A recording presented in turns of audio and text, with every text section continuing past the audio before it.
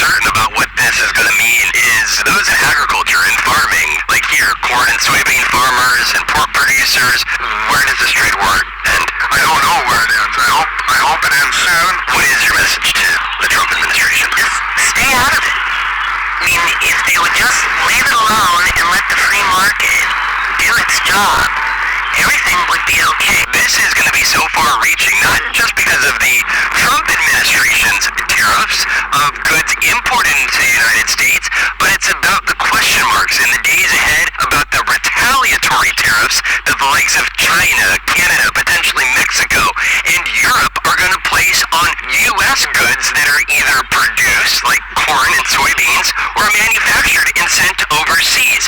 Hey everybody, it's Will, and I've been out recently advocating for rural America. And yesterday I attended an event at a rural town here in Missouri and had a great crowd. It was a wonderful give and take session. We talked about the issues that are facing rural America. We talked about the loss of our hospitals and healthcare. We talked about the impact of privatization of our schools, our rural schools. We talked about the farm policies that are out there right now that are really hurting farmers and ranchers. As I was walking back to my truck at the end of the event, and I mean, we spoke for a long time and then we stood out there after the event was over and talked with people for quite a while, but as I was headed back to my truck, I heard somebody say, "Hey Will," and I turned around and there was a farmer there about my age who had attended the event, and he came up to him and he said, "Listen, my wife's been watching your program on YouTube, and I had a chance to watch it a couple of times with her, and I just wanted to tell you that I really appreciate what you're saying." And I said, "Well, thank you. I appreciate that. That means a lot to me." And, you know, sometimes I make the assumption when I'm out at these events that when somebody comes up and says that to me that they maybe politically lean the same way I do, or they agree with me on everything that I say, and therefore they appreciated that I was saying it to a large group of people. But I gotta tell you, what happened next really surprised me, and it made me feel really good about what we're doing, and it confirmed for me that we're on the right track here at the Back 40. He told me next, he said, "Listen, I voted for Donald Trump." And he said, "I've got people in my family that are really upset with me for doing that. They disagree with my decision." And then he explained why he voted for him. And I was really surprised because none of it was related to the culture issues that we all talk about that we want to assign to rural America. He didn't vote for him because he was anti-choice. He didn't vote for him because of other issues that get assigned to rural voters.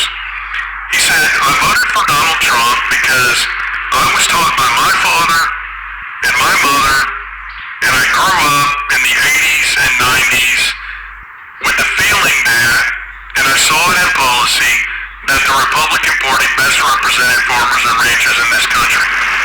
And it's become a habit with him. He said that. It's become a habit with me. When I look at both parties, I've just always considered the Republican Party to be the pro-farmer party. And because of that, I've always voted the way that I voted. And, you know, listen, if we're honest with ourselves, I don't ever hide the fact that I'm a Democrat. I just try to be open-minded when I'm talking to people who disagree with me. And if we're honest with ourselves, a lot of people vote based on what their perceptions are versus their realities. This is not a new dynamic, right? We've had people that have voted for politicians that absolutely instigated and implemented policies that were bad for all parts of America, trickle-down economics, anti-rural policies, policies that close off trade markets, etc. But he was really honest with me about that, and he said, "I just want you to know that I'm listening to what you're saying, and I agree with you that what we're doing right now is not working." And I got to tell you, I really perked up when he said that. And I go, "Well, explain to me in more detail what you mean. Tell me what you mean when you say that what we're doing right now isn't working." And he said, "Well, it's just become really clear to me that even though I'm not ready to say that the Democratic Party is the party that represents rural America or farmers and ranchers, it's really clear to me now especially after the right to farm bill in Missouri and what Donald Trump has done with tariffs, etc. It's really clear to me now that the Republican Party doesn't represent rural America and farmers and ranchers too. And he said, I'm really lucky. I've got the financial ability when I get sick to go to the hospital of my choice. He had some special treatment that had to be done, and he was able to go to the University of Missouri Hospital to get that done and pay for it.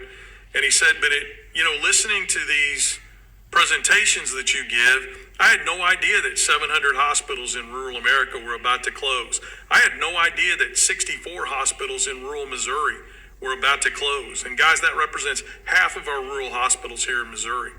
He said, I just didn't know these things were happening.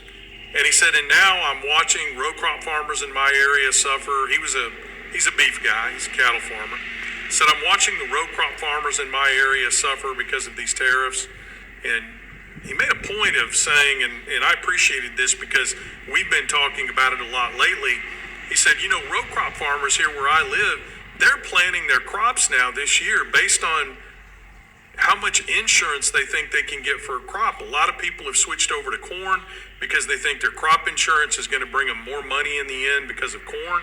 He said, I've talked to a lot of farmers here that are no longer planting crops based on profitability, what they think they can make the most on in the marketplace, because these markets have gone away and reciprocal tariffs are hurting us really badly.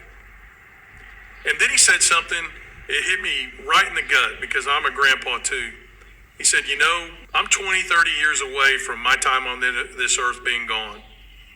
And I want to leave my farm to my kids or to my grandkids, anybody in my family that's willing to continue to farm it. And just like I am right now, his eyes welled up a little bit and he said, I don't know that I'm going to be able to do that. I'm not 100% confident that I'm going to be able to do that if we continue down this road that we're continuing down right now. And he said, can I ask you to do me a favor? And I said, sure. You can ask, and if it's within my power to do it, I'll do it. He just said, keep doing what you're doing. He goes, I never would have listened to a Democrat before. He goes, but there are two things happening right now that opened my ears and made me open to the presentation that you're giving and the words that you're saying. And that is, it's impacting me. And he said, I know that sounds awful because I would give the shirt off my back, he said, for anybody in my family or my community that needed it. But it's happening to me, and it's caused me to open my ears to, if it's happening to me, then it could be happening to other people. And if that's the case, I've got to help do something about it. And the second thing he said was, even though maybe I haven't earned the right for you to be non-judgmental, because it's who I voted for and what I've done that's caused the problem, he said, I really appreciate the fact that when you come out here and you talk to people or you do your show, I kind of smiled. Everybody calls it the show, the program. He's talking about the TikTok lives and the YouTube lives that we do. He said, you're non-judgmental. You don't make fun of people. You don't call us stupid. You don't tell us that we don't know what we're talking about. You simply talk to me like I'm sitting across the kitchen table from you. And you tell us these are the bad policies that are in place. This is how it's impacting us now. This is how it's going to impact us in the future. And he said, I just really appreciate that. And he said something that, oh man, it got me. He goes, I just feel like I'm listening to an old friend. And we shook hands and I just encouraged him. I said, keep listening. And I did tell him, I said, if you ever want to tell your story, we would love to have you tell your story on the Back 40. Now listen, here's a guy that he's formulating his new opinion right now. He's been impacted negatively by everything that's going on out there. He's formulating his new opinion right now. And I just want you to consider as he's doing that, there are two ways we can approach that. We can listen, we can continue to share data, we can continue to talk about a new approach that will work better, or we could call him stupid, we could call him ignorant, we could call him racist, even though his vote had nothing in the world to do with any of those issues. Or we can continue to have that conversation with him and to try to bring him along, because he's a man on a journey. And I think there's a strong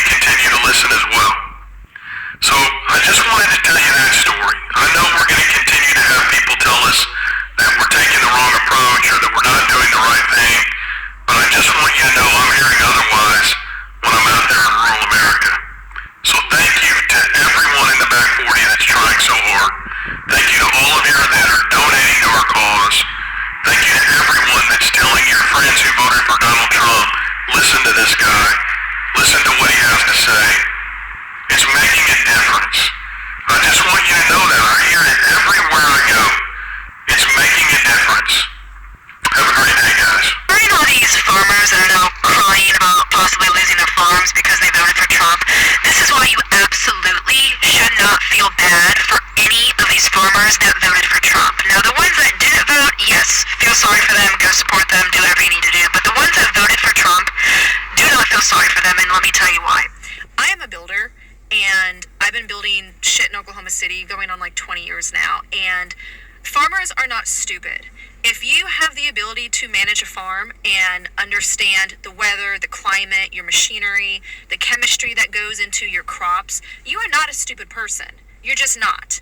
And especially when you come from generational farming, you have the ability to look ahead and predict what you need to survive. And so when you have two candidates where you have Kamala Harris on one side giving you a whole fucking list of shit that she's going to do for you and make your life better, and then you have Trump on the other side who can't even come out with a normal sounding sentence, and you still vote for that guy, and you are a farmer, you are either racist or sexist or both.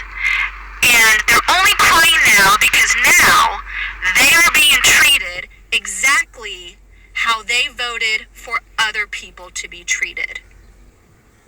Got that?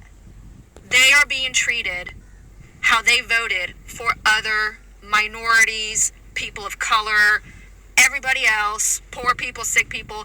That's how they voted for other people to be treated. And now they're the ones being treated that way by losing their livelihood, their homes, their income, their farms. So do not feel sorry for them. This is exactly what they had coming. Quick follow-up as to why exactly would Trump be doing this to farmers anyways, and I'm guessing 99% chance it's because he wants to bankrupt farms so his corporate buddies can come in and do a land grab. Basically what you have been seeing the last few years, major companies buying up a bunch of rental houses and jacking up the price of rents, and it's all going to corporations. It's probably something similar to let these farms go to foreclosure and his corporate buddies be able to come in, swoop them up, and now you've got bigger companies involved in more of our day-to-day food. Every action has an equal reaction. Today, farmers are crying. When you go on social media platform, you'll see farmers literally, they're complaining, crying, saying they wish they could turn back the time of time. They wish they can change their vote. Why? Because the new policies are literally affecting them. The tariffs have come in and China has literally turned her back against America. They are no longer buying beef from America. They're no longer buying soybeans from America and other products. So where are these farmers going to sell their products?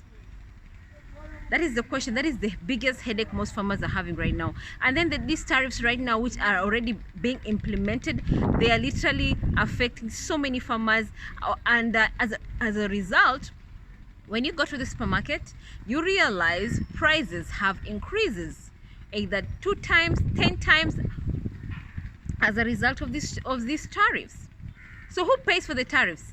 It's you, the consumer. That is the reality. I know so many people right now, they're saying, oh, I wish they knew, I wish they could change their vote, but the reality is the die has been cast. Now is the time to pay for the consequences.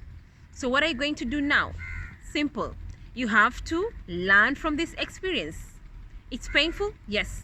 Are farmers going to lose? Are some of the farmers going to lose their farms? Yes. Are some of the farmers going to get losses? Yes. Are some of the farmers going to have difficult time to pay their bills? Yes. Are some of the farmers going to have difficult time to sell their products? Yes. That is the reality. And what they need to do right now is basically wait up for the next 4 years down the line until the next election, and they choose a better person. They choose a person who has the best interest to their heart, the best person who has best policies that are favorable to farmers. That is the reality. The die has been cast. People voted, and the new administration is in power, and they have put down these policies. So for the next couple of years, people have to tighten their seatbelt and accept the reality and face the consequences. When you're told, when you vote, it has consequences. When you're told, please be careful how you vote. When you are told, when you vote, it's going to affect people in real life. These are the consequences. This is the reality. So what are you gonna do? And I'm sorry for the farmers out there. I know they're suffering right now, but the reality is what you need to do right now is just call your Congress people, ask for them to listen to you, and maybe come up with policies that are going to help in the long run. All right guys, let me know what you think about this video and please subscribe.